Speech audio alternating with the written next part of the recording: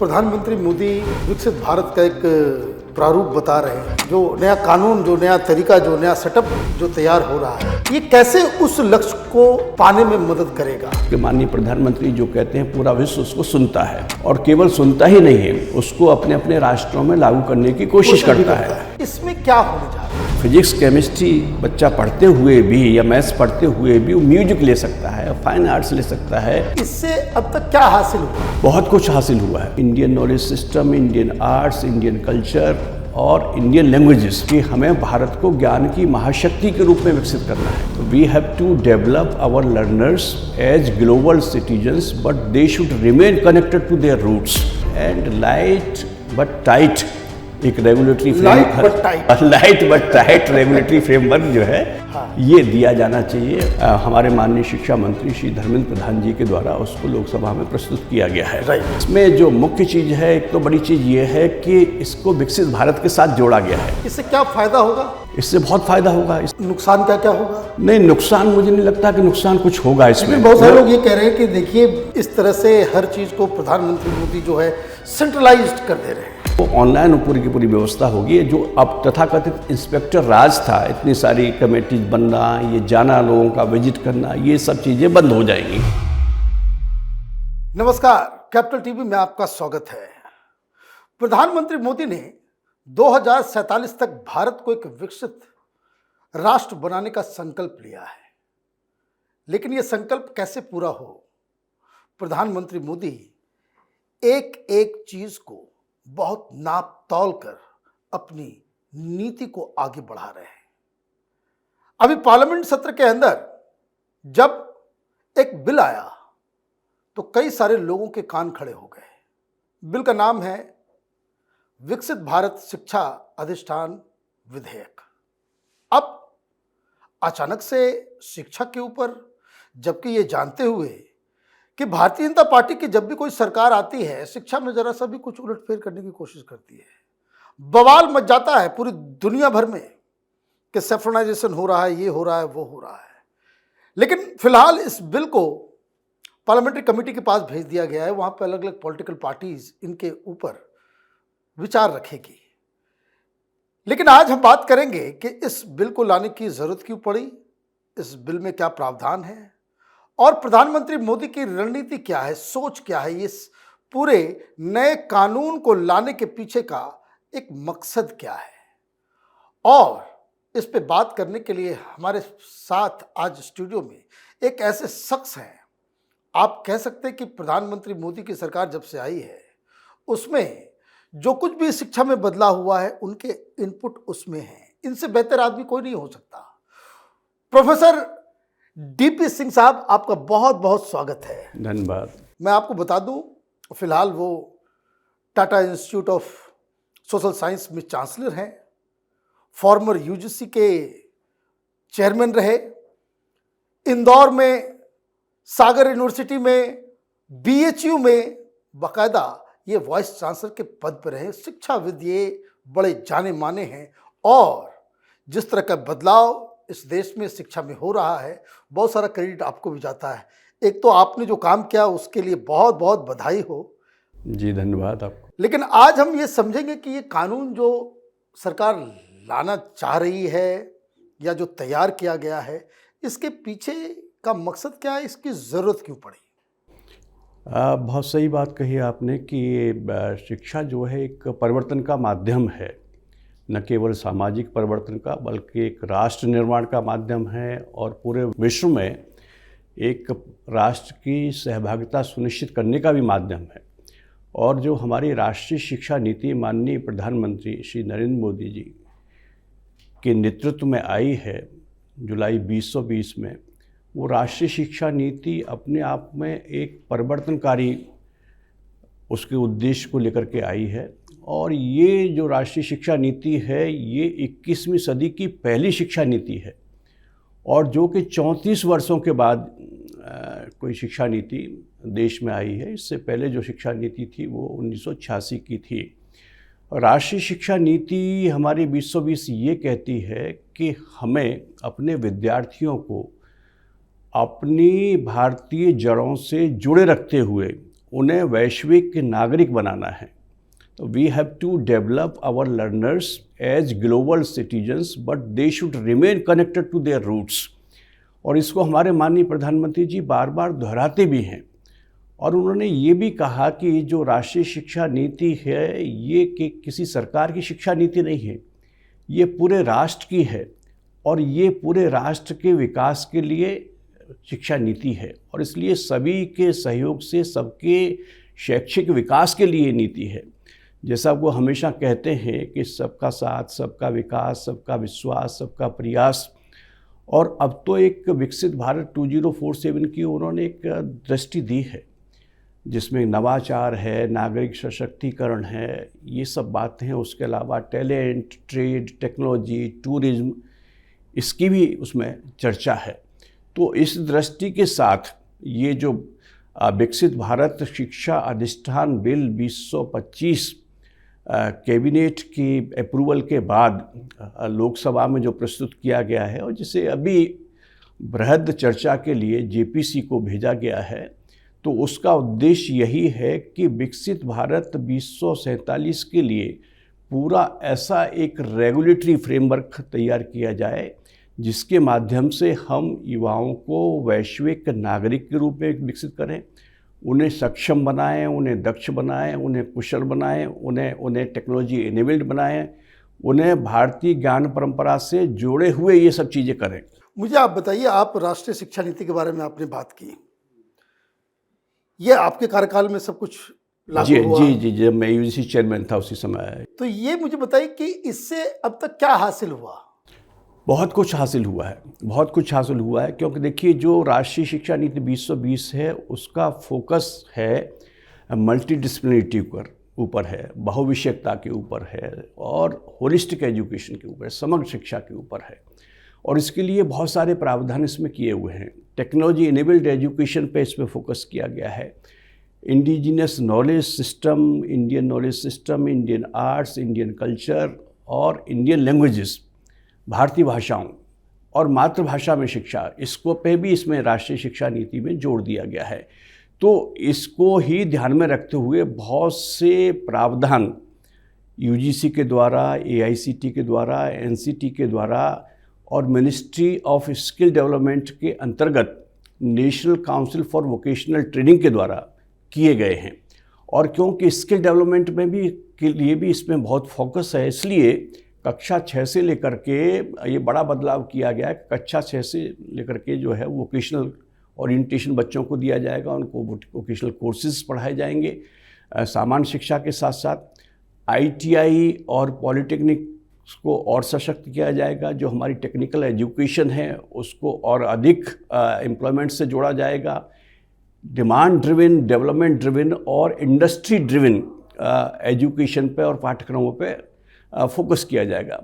Multi डिसिप्लिनरिटी के context में मैं ये बताना चाहूँगा कि यूजीसी ने इसी को आगे बढ़ाते हुए मल्टीपल एंट्री, मल्टीपल एग्जिट के लिए एक पूरा का पूरा एक रेगुलेशन बनाया और इसके लिए एक एकेडमिक बैंक ऑफ क्रेडिट्स, क्योंकि पूरी की पूरी अब शिक्षा जो है वो चॉइस बेस्ड क्रेडिट सिस्टम पर आधारित हो गई है।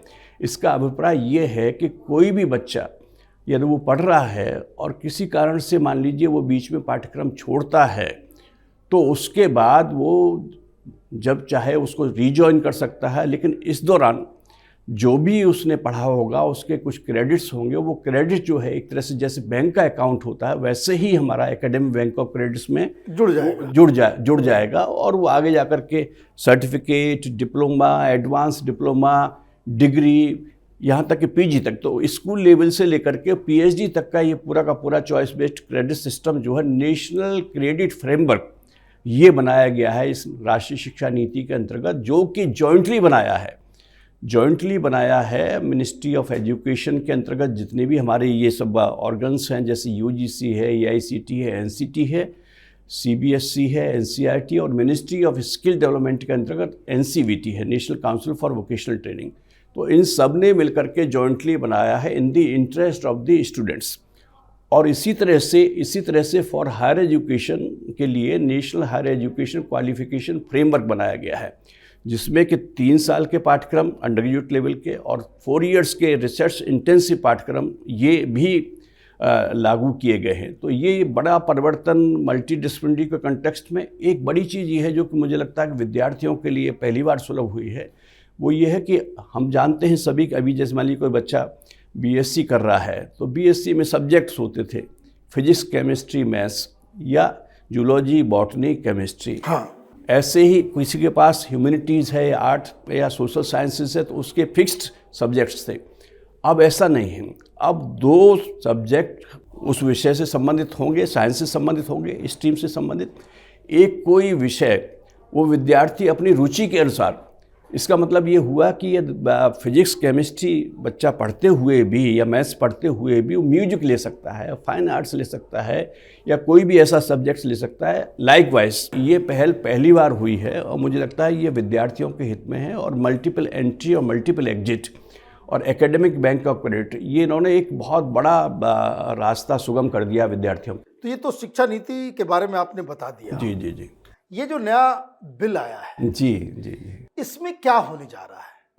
जो विकसित भारत शिक्षा अधिष्ठान बिल है 2025, और ये पहले मैं आपको बता दूं कि जब राष्ट्रीय शिक्षा नीति आई तो उसमें ये मेंशन किया गया था कि एक सिंगल रेगुलेटर होगा पूरी तरह की शिक्षा व्यवस्था को देखने के लिए, एंड लाइट बट टाइट एक regulatory light but tight regulatory framework जो है हाँ। ये दिया जाना चाहिए। और जो भी पूरा की पूरा रेगुलेटरी, वैसे भी माननीय प्रधानमंत्री जी के नेतृत्व में ये कोशिश की गई है कि जो बहुत सारे पुराने कानून हैं हर जगह वो हटा रहे हैं, तो रिडंडेंट चीज़ों को वो हटा रहे हैं। और इसलिए वो चाहते हैं कि चीज़ें स्टेक होल्डर फ्रेंडली हों, स्टूडेंट फ्रेंडली हों, इंस्टीट्यूशनल फ्रेंडली हों, और ultimately that should benefit to the student, academic fraternity and the society at large. तो इसलिए ये light but tight and single regulatory framework को ध्यान में रखते हुए पहले उसमें व्यवस्था थी higher education commission of India जैसा कुछ बनेगा, लेकिन अब उसी को परिवर्तित करके नाम विकसित भारत शिक्षा अधिष्ठान किया गया है। और जिसे कि अब कैबिनेट के अप्रूवल के बाद अभी हाल में हमारे माननीय शिक्षा मंत्री श्री धर्मेंद्र प्रधान जी के द्वारा उसको लोकसभा में प्रस्तुत किया गया है। राइट। तो इसमें जो मुख्य चीज़ है, एक तो बड़ी चीज़ ये है कि इसको विकसित भारत के साथ जोड़ा गया है। इसका मतलब ये है कि पूरा इसका हेतु, इसका पूरा उद्देश्य तय कर दिया है कि अब जो कुछ भी होगा शिक्षा में वो विकसित भारत 2047 को ध्यान में रखते हुए किया जाएगा। राइट। चाहे वो कैरिकुलम हो, चाहे वो टीचिंग लर्निंग प्रोसेस हो, चाहे वो रिसर्च हो, चाहे वो इनोवेशन हो, चाहे वो कैपेसिटी बिल्डिंग हो, चाहे वो global facilitation of higher education हो, हमें विकसित भारत की मंजिल को ध्यान में रखना होगा और उसी के हिसाब से पूरा ताना बाना इसमें बुना जाएगा पूरी शैक्षिक व्यवस्था का। तो एक तो ये बड़ी चीज़ हुई है। दूसरा, ये बहुत स्वागत योग्य मैं मानता हूँ कि परिवर्तन है कि पहले उच्च शिक्षा आयोग की चर्चा की गई थी, अब इसमें शिक्षा अधिष्ठान कहा गया है। इसका मतलब ये है कि शिक्षा को समग्रता में ही देखना चाहिए और हमारी राष्ट्रीय शिक्षा नीति भी समग्र शिक्षा के ऊपर फोकस करती है। शिक्षा का जो चिंतन है वो खंड खंड नहीं होना चाहिए, अखंड होना चाहिए, और अखंड भारत के लिए, आत्मनिर्भर भारत के लिए, विकसित भारत के लिए वो बहुत आवश्यक है। क्योंकि मैं मानता हूं कि उस शिक्षा की नींव भी बेसिक एजुकेशन है, एलिमेंट्री एजुकेशन है, और उसी पर फिर आगे चल के secondary education, technical education, higher education, ये सब तैयार होता है। तो समग्र शिक्षा, अब इसमें जो प्रावधान है मुख्य रूप से एक तो ये है कि पूरा का पूरा एक स्ट्रक्चरल रिफॉर्म किया गया है, जिसके अंतर्गत ये है कि यूजीसी, एआईसीटी और एनसीटी, ये इसमें तीनों सब्सिड्यूम हो जाएंगे, सब मिल करके एक हो जाएगा। वो अधिष्ठान कहलाएगा, विकसित भारत शिक्षा अधिष्ठान कहलाएगा। इससे क्या फायदा होगा? इससे बहुत फायदा होगा। इससे फायदा ये होगा कि अभी मल्टीपल एजेंसीज के पास हमारे इंस्टीट्यूशंस को जाना पड़ता था। जैसे टेक्निकल कोई कोर्स है, मान लीजिए टेक्निकल के लिए एआईसीटी को जाना पड़ता था। इंस्टीट्यूशंस का कोई रिकॉग्निशन है या वो है तो वो यूजीसी के पास जाना पड़ता था। सोशल साइंसेज से संबंधित यूजीसी काम देखती थी। जो एजुकेशन, टीचर एजुकेशन है जिसमें बीएड है, एमएड है, इससे संबंधित जो पाठ्क्रम है, इसके लिए एनसीटी के पास जाना पड़ता था। तो अब एक इसमें प्रावधान है, क्योंकि इसमें तीन परिषदें बनेंगी, एक इंडिपेंडेंट वर्टिकल्स होंगे, but they will work under the apex umbrella body ये जो हमारी पूरी की पूरी ये अधिष्ठान है, इसके अंतर्गत कार्य करेगी। 3 परिषदें होंगी, एक रेगुलेटरी काउंसिल होगी जो पूरे रेगुलेशन का काम देखेगी, रिकॉग्निशन के लिए, कोर्सेज वगैरह के लिए किस तरह के रेगुलेशन की आवश्यकता होती है उस नियम के तहत, क्योंकि पार्लियामेंट ने ये मैंडेट दिया है इन बॉडीज़ को कि भाई उसके लिए वो नीति के अनुसार, शिक्षा नीति के अनुसार ये कार्य करेंगी। फिर इसमें एक स्टैंडर्ड काउंसिल होगी जो कि एकेडमिक से संबंधित जितने भी है, पाठ्यक्रम कैसा होना चाहिए, टीचिंग लर्निंग प्रोसेस क्या होनी चाहिए, ये सब स्टैंडर्ड्स उसके बनाएगी। और एक होगी एक्रेडिटेशन काउंसिल जो एक्रेडिटेशन से संबंधित कार्य देखेगी। अभी मैं बता दूं कि एक्रेडिटेशन और ग्रेडिंग और रैंकिंग से संबंधित 3 संस्थाएं हैं, जिसमें कि एक नैक है जो कि यूजीसी का है, एक एनबीए है, नेशनल बोर्ड ऑफ एक्रेडिटेशन, जो कि टेक्निकल प्रोग्राम्स के एक्रेडिटेशन करता है, और एक रैंकिंग के लिए अलग से मिनिस्ट्री का इंस्ट्रूमेंट है NIRF, national institutional ranking framework. अब ये तीनों एक जगह होकर के एक्रेडिटेशन काउंसिल का एक तरह से हिस्सा होंगे और वो पूरा कार्य ये देखेगी। अल्टीमेटली यदि मैं एक वाक्य में कहूँ तो ये इंस्टीट्यूशनल फ्रेंडली और स्टेक होल्डर फ्रेंडली एक व्यवस्था सुनिश्चित की गई है भारत सरकार के द्वारा, जो कि बहुत ही स्वागत योग्य है। और माननीय प्रधानमंत्री जी के लिए को इसके लिए मैं बहुत ही धन्यवाद देता हूँ। नुकसान क्या क्या होगा? नहीं, नुकसान मुझे नहीं लगता कि नुकसान कुछ होगा इसमें। लेकिन बहुत सारे लोग ये कह रहे हैं कि देखिए इस तरह से हर चीज़ को प्रधानमंत्री मोदी जो है सेंट्रलाइज्ड कर दे रहे हैं। ये पूरी तरीके से कि डेमोक्रेटिक सेटअप में जो है जितना पहले अलग अलग चीज़ें थी तो ज़्यादा उसमें ट्रांसपेरेंसी होता है, ज़्यादा ये होता है, लेकिन ये सेंट्रलाइज करने की जो टेंडेंसी है इससे सरकार को बचना चाहिए। क्या ये वैलिड?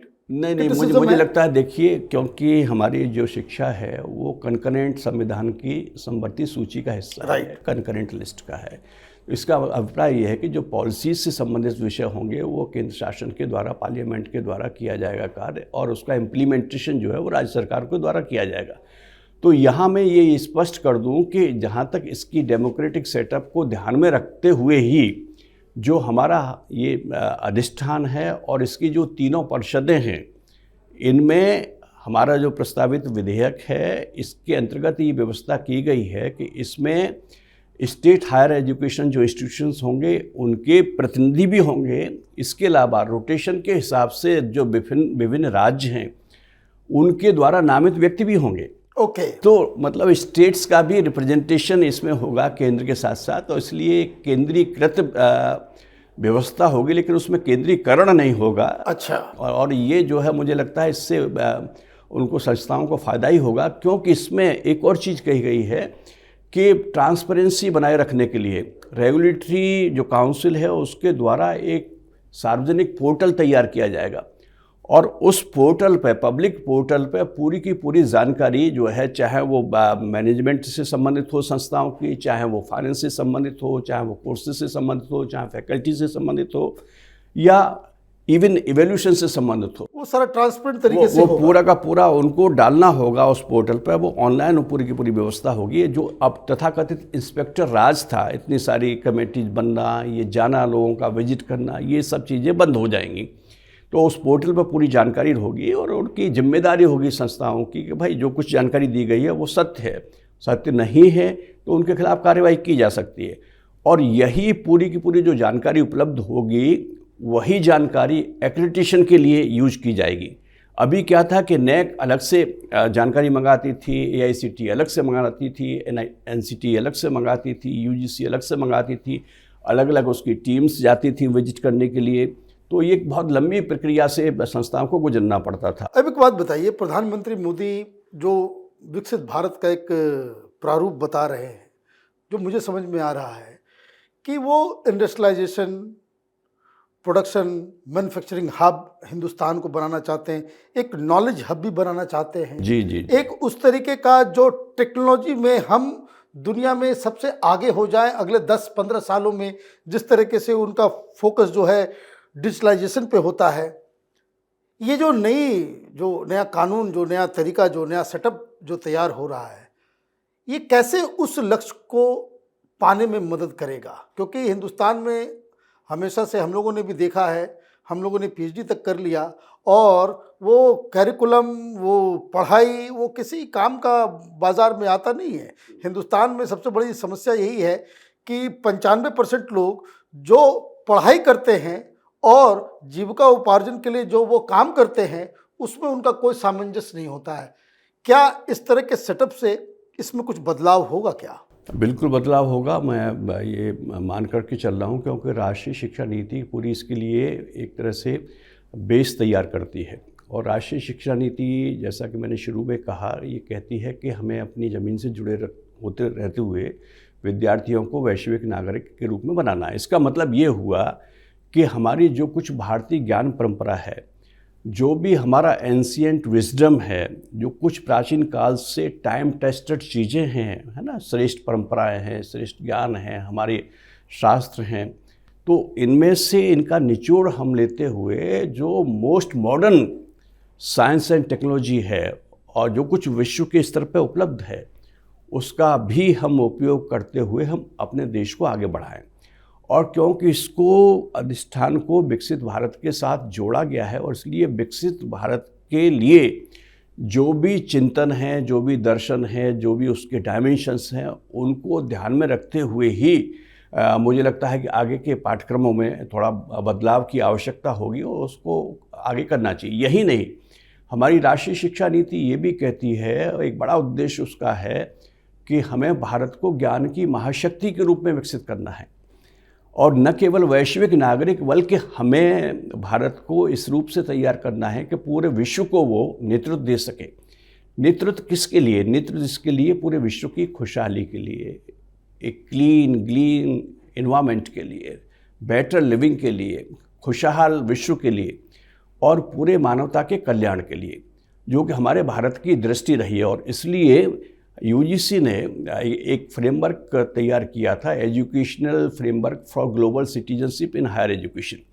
हमारे वैश्विक नागरिक कैसे होने चाहिए, और इसलिए भारत की चिंतन को ध्यान में रखते हुए, उसकी सॉफ्ट स्किल्स को, सॉफ्ट पावर को ध्यान में रखते हुए, और ऐसे चिंतन जो कि आज भी विश्व में ग्राह्य है, जैसे मैं कहूँ कि जैसे योग है, ध्यान है, प्राणायाम है, सत्य, शांति, सदाचरण, अहिंसा और प्रेम के लिए ये देश जाना जाता है। और इसलिए इंटरनेशनल डे फॉर योगा और international day for non violence, इसको पूरे यूनाइटेड नेशंस ने और सभी राष्ट्रों ने स्वीकार किया है। तो ये भारत की सॉफ्ट स्किल्स को आगे बढ़ाते हुए पूरे विश्व के नेतृत्व के लिए हमारे युवाओं को तैयार करने की एक तरीका है। और इस बिल में और राष्ट्रीय शिक्षा नीति में ये भी प्रावधान है कि हमें जो हमारी शिक्षा है उसको ग्लोबली फैसिलिटेट करना चाहिए, global facilitation of higher education. अभी तक जब हम इसकी बात करते हैं शिक्षा के इंटरनेशनलाइजेशन की, तो सिर्फ ये आता है कि सब विदेशी यूनिवर्सिटी मंगवा लो, कोर्स मंगवा लो, विदेशी ये कर लो, ऐसा नहीं। मुझे ऐसा लगता है कि अपने देश की शिक्षण संस्थाओं के पास और हमारे देश की जो बौद्धिक संपदा है उसके पास विश्व को देने के लिए बहुत कुछ है।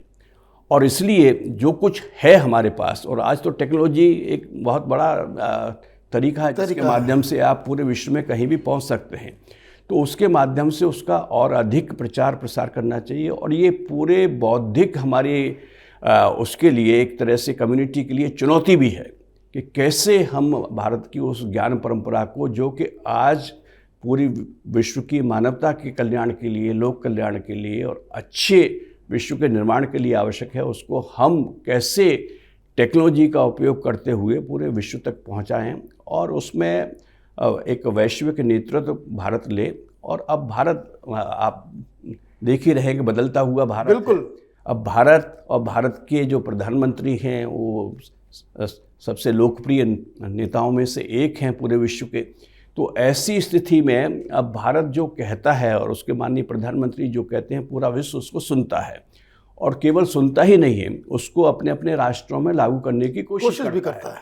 तो जब ये स्थिति बन गई है, तो इसलिए मैं तो यही आह्वान करूंगा पूरे विश्वविद्यालय का और अपने विश्वविद्यालयों का और एकेडमिक कम्युनिटी का और अपने फैकल्टी का पूरे देश भर की, कि उनको इस चुनौती को स्वीकार करते हुए अपने आप को रूपांतकारी परिवर्तन लाते हुए इस तरह से तैयार करना चाहिए पूरी संस्थाओं को कि हम इस चुनौती का सामना करते हुए एक संभावनाओं के जो द्वार खुले हैं राष्ट्रीय शिक्षा नीति के माध्यम से और इस बिल के माध्यम से खुल रहे हैं, उनका स्वागत करते हुए आगे बढ़ें और अपने देश को न केवल विकसित भारत बल्कि विकसित भारत से भी एक कदम आगे एक वैश्विक नेतृत्व और ग्लोबल लीडर के रूप में स्थापित करने के लिए तैयारी करें।